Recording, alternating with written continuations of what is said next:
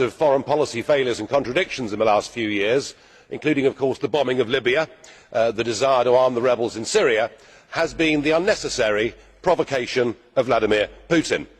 This EU empire, ever seeking to expand, stated its territorial claim on the Ukraine some years ago. Just to make that worse, of course, some NATO members said they too would like the Ukraine to join NATO. We directly encouraged the uprising in the Ukraine that led to the toppling of the President Yanukovych, and that led, of course, in turn to Vladimir Putin reacting.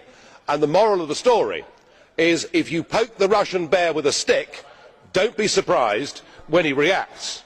Now, just to continue with that, today we are rushing through an association agreement at undue speed with the Ukraine, and as we speak there are NATO soldiers engaged in military exercises in the Ukraine. Have we taken leave of our senses? Do we actually want to have a war with Putin? Because if we do, we are certainly going about it the right way.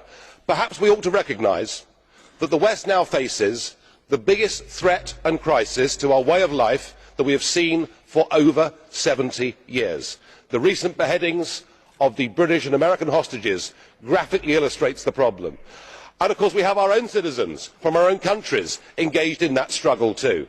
In the war against Islamic extremism, Vladimir Putin, whatever we may think of him as a human being, is actually on our side. I suggest we grow up. I suggest we recognise the real threat facing all of our countries, communities and societies.